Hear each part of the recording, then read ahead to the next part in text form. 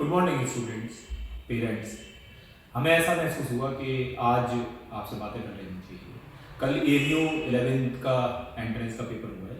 Paper आसान था, paper medium था, पेपर डिफ़िकल्ट था। उसके रिलेटेड जो है कुछ चीज़ें जो मुझे लगा कि शायद हमें हमारी तरफ से जो है आपके बीच में रखनी चाहिए। अब तक आपको ये तो अंदाज़ हो ही चुका होगा, अभी मैं स्टूडेंट से बातें कर रहा हूँ कि पेपर का लेवल जो है वो अजीबोगरीब था।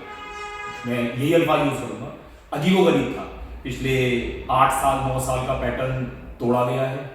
जैसा पेपर एक्सपेक्ट हम कर रहे थे या जो भी टीचर हजरात थे वो कर रहे थे, वैसा कुछ देखने को नहीं मिला है। तो चीज़ें जो है वो काफ़ी काफ़ी लेवल तक अजीबोगरीब थी। मैथ के रिलेटेड तो मैं ये पूरी जिम्मेदारी से बता सकता हूँ। उसके बाद में पेरेंट्स से अगर मैं बात करता हूँ तो पेरेंट्स से ये है कि आपके बच्चों के इतने सही आ रहे हैं, उन्होंने आपको बताया है, आपने वो ईमान मैच करने की कोशिश करी है, इतने आ रहे हैं, इतने आ रहे हैं, इतने आ रहे हैं।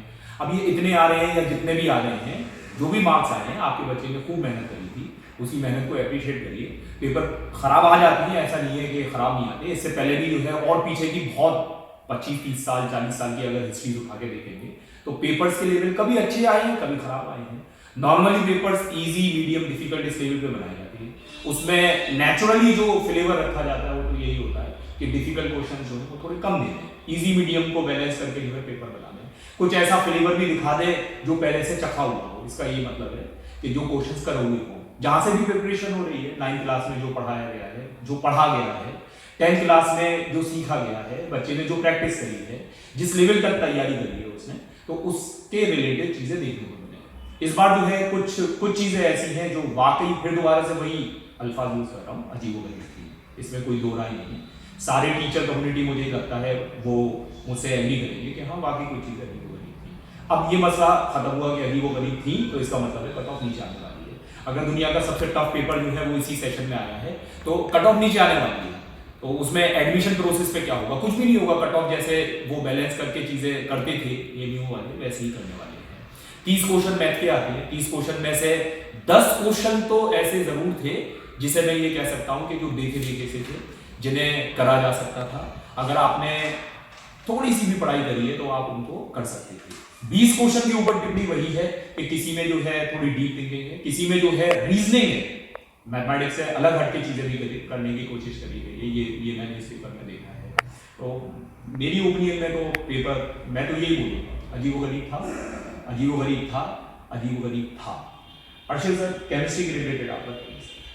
अगर हम बात करें प्रीवियस ईयर्स पेपर से, तो हमने देखा है कि हमारा सिलेबस अप्रॉक्सीमेटली लगभग पूरा, या आप कह भी सकते हैं एक्यूरेटली पूरा, out of 17 to 17 question syllabus से आते थे। कहने का मतलब ये पेपर पूरा का पूरा 9th और 10th क्लास के सिलेबस से आता था।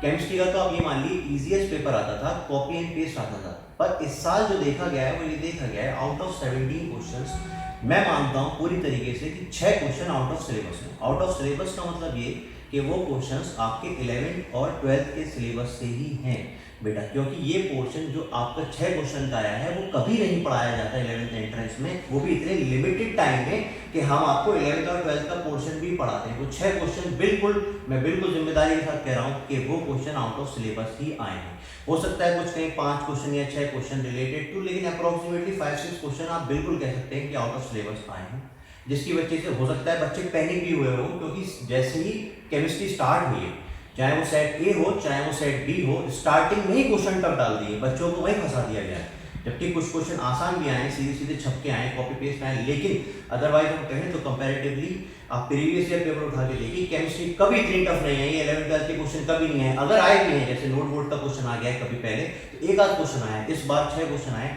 रिलेटिवली मैं तो मानता हूँ, क्योंकि जैसे सारे टीचर्स कह रहे हैं, केमिस्ट्री के साथ साथ सर ने भी बताया, मैथ्स में और भी सुनने में आया, रिलेटिवली थोड़ा पेपर टफ है, तो कट ऑफ तो जाहिर सी बात है नीचे जाने वाली है।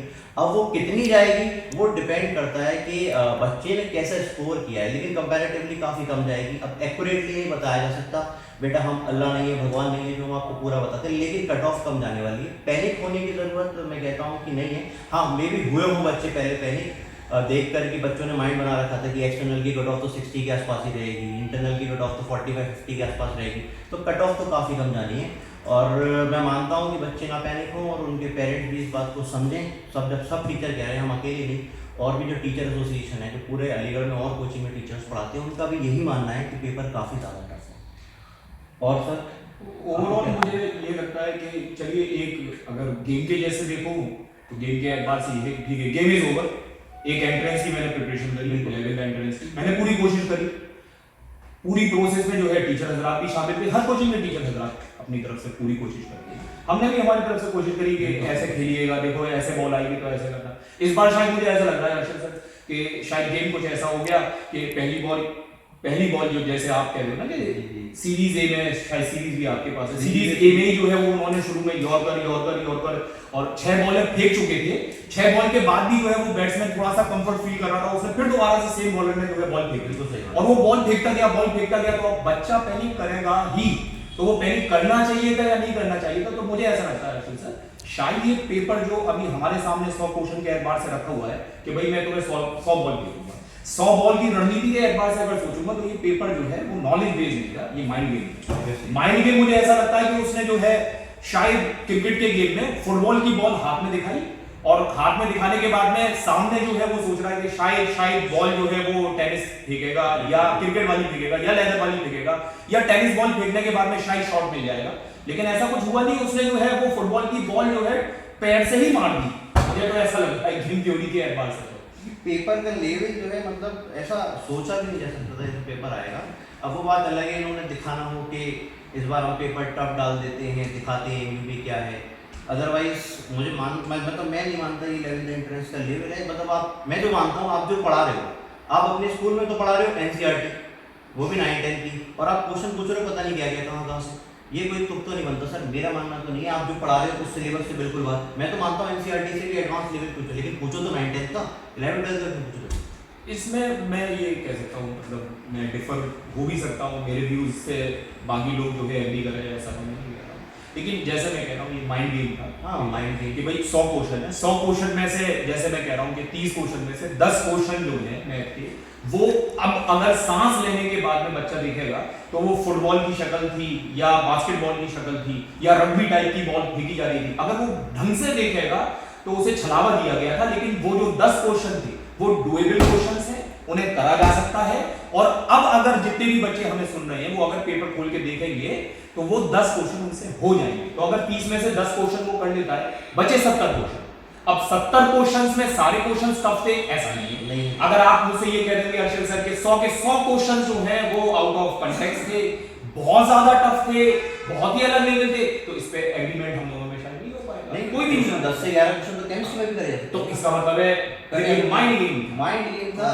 पहले हम डराएंगे, डराने के बाद में जो डर गया होगा, सहम गया होगा, तो फिर वही वो गब्बर सिंह का जो डायलॉग था, जो डर गया। मैं अपने सब्जेक्ट में ये मानता हूँ बच्चा मतलब क्या तैयार किया है, 17 16 क्वेश्चन में केमिस्ट्री कर रहा हूँ, हर साल से इजी आ रहा है। हाँ। इस साल तो एकदम वो भी स्टार्टिंग में बाउंसर मेंटल स्टेट जो है वो थोड़ी लेकिन ओवरऑल करा जा सकता था, ऐसा नहीं था। मॉडरेट से कह सकते हैं, मॉडरेट लेवल है, लिटिल बिट और कह सकते हैं थोड़ा सा लेवल हाई है, लेकिन मॉडरेट पेपर किया जा सकता था। हो सकता है जिसने पेपर बनाना बनाया उसका माइंडसेट ही यही है। हाँ, हम 17 में से 10 ही करवाएं। यस, या हो सकता है बायोलॉजी थोड़ा अलग कर दें, मैथ थोड़ा मुझे जहाँ बैलेंस कर दें, लगे कि पेपर है थोड़ा 11-12 का पढ़ के आओ अगली बार से, हो सकता है उसका माइंड क्या चल रहा है।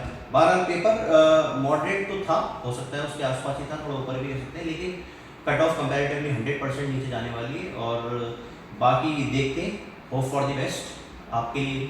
हाँ, 100 क्वेश्चन में से चीजें निचोड़ी जा सकती थी, निचोड़ कर जो है उसमें से एक ठीक ठाक स्कोर 40, 45, 50, हाँ तो 50 क्वेश्चन जो है वो मुझे लगता है 100 में से करे जा सकते थे।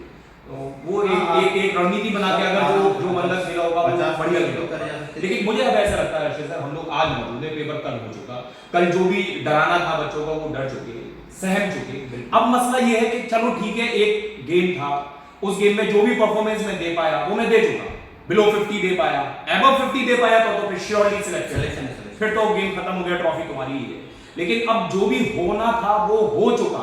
अब अगली चीज ये बताओ ना, अगला सवाल तो तुम खुद से ये पूछो, स्टूडेंट या पेरेंट्स वो खुद से ये पूछें या आपस में संजीदगी से अब ये डिस्कस करें कि ये जो होना था हो चुका, एक तैयारी करनी थी कर चुकी, उसमें पेपर जाकर देख लिया देख चुके, पेपर में जो मुझे रेस्पॉन्स भरना था भर चुका। अब सवाल ये उठता है कि अब मुझे आगे की क्या रणनीति तय करनी है, अब मुझे आगे क्या करना है।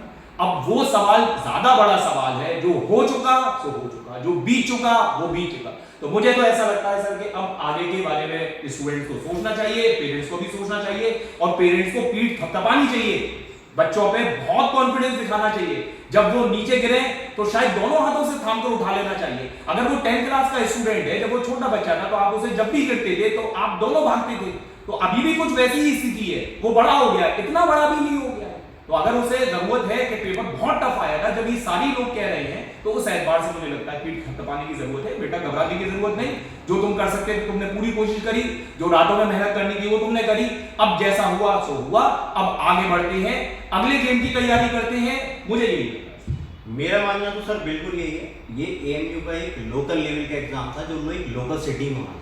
बेटा अभी आपको बहुत बड़ी लड़ाई लड़नी है, अब आपको नेशनल लेवल के एग्जाम में बैठना है, इसकी बिल्कुल तैयारी करनी है। आपको नीट में बैठना है, वो नेशनल लेवल का एग्जाम है, पूरे इंडिया से लोग देंगे, ठीक है। और आपको आईआईटी जेईई में बैठना है, वो भी नेशनल लेवल का एग्जाम है। तो आप सोचिए, ये तो कुछ नहीं, एक छोटा सा पेपर है, इससे कुछ नहीं होता ना, कुछ आपका फ्यूचर डिसाइड होगा। ऐसा नहीं है कि आप इंटरनल भी हो जाओगे। अगर खुदा ना खास्ता पेपर नहीं होता है, तो बच्चे ऐसे भी हैं जिन्होंने 11th-12th बाहर से करके भी एमबीबीएस निकाला है, पहले अटेम्प्ट में निकाला है, दूसरे अटेम्प्ट में निकाला है, एमबी बीटेक निकाला है, पहले अटेम्प्ट में निकाला है, बहुत सारे बच्चों ने। तो ऐसी बात नहीं है कि इंटरनल से भी सब कुछ है। ये एक लोकल लेवल का एग्जाम है, एक छोटा एग्जाम है, एक 11th एंट्रेंस का एग्जाम है। अभी आपको बहुत बड़े एग्जाम की तैयारी करनी है, उसके लिए आपको अच्छे से प्रिपेयर करना है। और नीट और आपको पता है जेईई एक बहुत बड़ा एग्जाम है। एक आप खुद देखते हो कि एक पूरे नेशनल लेवल में आपके इंडिया के हर कोने से दिया जाएगा। ये तो बेटा सिर्फ मेरा मानना तो ये 11th एंट्रेंस एक छोटा सा एग्जाम है, एक छोटी सी सीढ़ी है, जो आप चढ़े ना चढ़े आप उसे स्किप करके भी आगे बढ़ सकते हैं, बिल्कुल किया जा सकता है। अभी आपको नेशनल लेवल की तैयारी करनी है, क्यों सकते हैं, क्या ठीक है, थैंक यू।